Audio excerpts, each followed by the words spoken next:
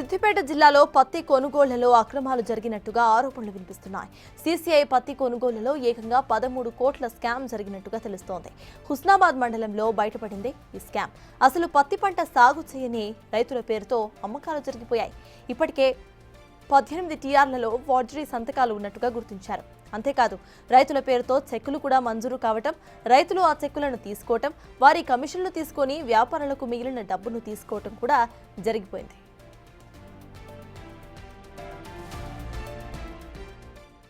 మండలంలోని పందీల, పుట్లపల్లి, మిర్జాపూరు ఆయా గ్రామాల వ్యవసాయ క్లస్టర్లోని పరిధిలోని గ్రామాలలో పత్తి సాగు చేయకుండా చేసినట్టుగా ఆయా రైతుల వివరాలను నమోదు చేసి ఆ గ్రామాల్లో నుండి ఏఈఓల ప్రమేయం లేకుండా వారి యొక్క సంతకాలను ఫోర్జరీ చేసి ఈరోజు అవినీతికి పాల్పడినటువంటి హుస్నాబాద్ ఏఓను తక్షణమే తొలగించాలని చెప్పేసి డిమాండ్ చేస్తూ ఉన్నాం. ఒక పక్క ప్రభుత్వం అప్పుడు ఎవరైతే పత్తి నమోదుకు ఎవరైతే ఆన్లైన్లో నమోదు చేసుకోలేదో వారిని మళ్ళీ పత్తి అమ్ముకోవడానికి మాన్యువల్గా రాయించడానికి ఒకటి అవకాశం ఇవ్వడం జరిగింది. కానీ ఆ అధికారులను ఇక్కడ ఉన్నటువంటి ఏవో కానీ ఇతర అధికారులను వాళ్ళు తప్పుదోవ పట్టించి ఇక్కడ గ్రామాలలో పత్తి సాగు చేయని రైతులకు సైతం వాళ్ళు పత్తి సాగు చేసినట్టుగా సృష్టించి అదేవిధంగా ఏఓల ప్రమేయం లేకుండా వాళ్ళ సంతకాలను ఏవో ఫోర్జరీ చేయడం అంటే చాలా దుర్మార్గమైన చర్య ఇది. తక్షణమే అతన్ని సర్వీస్ నుంచి రిమూవ్ చేయాలని చెప్పేసి డిమాండ్ చేస్తాం. ఇప్పటికే ఈ విషయంపై అధికారులు విచారణను ప్రారంభించారు. ఈ విచారణలో చాలా తేడాలు ఉన్నట్లుగా గుర్తించారు.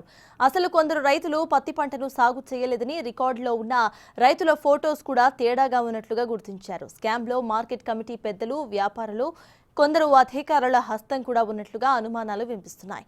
ఇప్పటికే దీనికి సంబంధించిన దర్యాప్తు నివేదిక కలెక్టర్కు చేరింది. దీంతో ఆయన ఎలాంటి చర్యలు తీసుకుంటారు అనేది ఇప్పుడు వేచి చూడాలి. మరోవైపు ఫోర్జరీ సంతకాలపై పోలీసులకు కూడా ఫిర్యాదు చేశారు అధికారులు. ఫోర్జరీ అయింది అని కొన్ని మాల్ ప్రాక్టీస్ జరిగిందని కాటన్ మీద దాన్ని ఎంక్వైరీ చేయడానికి వచ్చాము.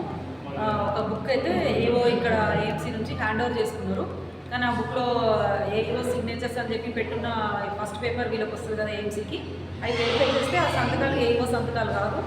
మరి అవి ఎవరు ఫోర్జరీ చేసి ఇక్కడ ఏవో పేరు మీద ఇచ్చారో తెలియదు. బుక్ ఏవో హ్యాండ్ ఓవర్లో ఉంది కాబట్టి మరి ఏవో అయినామో నాకు సంబంధం లేదు, నేను ఇవ్వలేదు అంటున్నాడు. సో అవి ఎంక్వైరీ చేద్దాము. ఎట్లా వీళ్ళు రిజిస్ట్రేషన్ అని చేసుకున్నారు, ఎడిటింగ్ పర్మిట్స్కి డౌట్ ఉంది. ఆ డౌట్ని ఫార్మర్స్ దగ్గర కూడా వెళ్ళి ఎంక్వైరీ చేసుకుని వచ్చాం. వీళ్ళు కరెక్ట్గా పత్తి పెట్టారా, కొంతమంది ఏమో పెట్టలేదు, వేరే వాళ్ళే తీసుకొచ్చాము అని చెప్తున్నారు. అట్లా కొంచెం కాంప్లికేషన్. దాన్ని ఇంకా వేరే పూర్తిగా అంటే ఇంక ఇదే ఆ బుక్ ఆయన తీసుకుంది, ఆయన ఇవి సంతకాలు ఎవరు ఫోర్జరీ చేశారు అన్నది అది క్రిమినల్ కేసు అయితే కదా, మేము ఎట్లాగో చెప్పలేము అది ఎవరు ఫోర్జరీ చేశారు అని. ఇంకా కరెక్ట్గా రెమ్యునరేషన్ సార్ ఈ రోజు ఉన్నారా మేడం డ్యూటీలో ఉన్నారా సార్? ఆయన మీద ఏమి యాక్షన్ ఏం ప్రపోజ్ చేయలేదు. ఇదే అంశంపై పూర్తి డీటెయిల్స్ మా ప్రతినిధి దుర్గారెడ్డి అందిస్తారు. దుర్గారెడ్డి, చెప్పండి అసలు అక్కడ అప్డేట్స్ ఏంటి? ఈ పత్తి కొనుగోలు అక్రమాలు జరగడం, ఫోర్జరీ సంతకాలు చేయడం, ఇదంతా కూడా ఎవరు ముందుగా గమనించలేదా?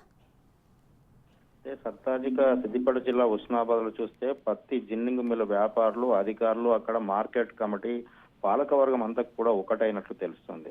నిజంగానే 13 కోట్లు దాదాపు మిస్యూజ్ అయిన గోల్మాల్ అని చెప్పి గత వారంలో వచ్చి అధికారుల దగ్గరికి వెళ్ళినా కానీ ఎవరు పట్టించుకోలేదు. విచారణ చేసిన తర్వాత విచారణకు వెళ్తే అక్కడ రైతులు ఎవరైతే పత్తి పండించలేదో పత్తి పండించిన వాళ్ళకి కూడా చెక్కులు ఇచ్చారు. అంటే చెక్కులు ఎట్లా తీసుకుంటారు, వాళ్ళ అకౌంట్లకు ఎట్లా వేసుకుంటారు, రేపు పొద్దున కేసు అవుతుందని తెలియదా?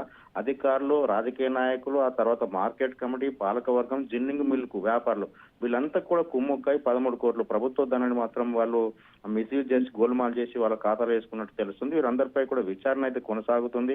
విచారణలో వాస్తవానికి ఫోర్జరీ సంతకాలు పెట్టారు, కొందరు ఫోటోలు వేరే పెట్టారు, పాస్బుక్లు నెంబర్లు వేరే వేశారు.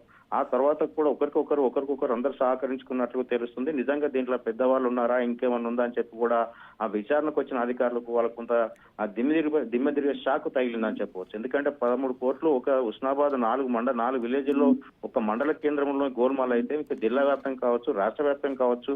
నిజంగా వ్యవసాయ అధికారులు, అదేవిధంగా పత్తి మార్కెట్ సంబంధించిన అధికారులంతా కూడా ఏం చేస్తున్నారు? ఇట్లా గోల్మాల్ అవుతుంటే ఒకటి కాదు, 2 కాదు, ఒక మండలంలో 13 కోట్ల గోల్మాల్ అయితే మిగతా విషయాలు ఎక్కడెక్కడ ఉన్నాయని చెప్పి విచారణ అయితే ప్రారంభించారు. ఇప్పటికే అధికారులకు అక్కడ పోతుంటే కూడా ఫోర్జరీ సంతకాలు డాక్యుమెంట్, ఆ తర్వాత కూడా వీళ్ళంతా కూడా ఏఓ, ఏఈఓలు, వీళ్ళ ప్రమేయం ఉందని ప్రధానంగా అక్కడ రైతు సమన్వయ సమితి అధ్యక్షులు, ఆ తర్వాత వాళ్ళ కమిటీలు అంతా కూడా డిమాండ్ చేస్తున్నారు. ఈ రోజు కూడా కేసు నమోదు చేయాలి, సస్పెండ్ చేయాలి ఇటువంటి వాళ్ళను.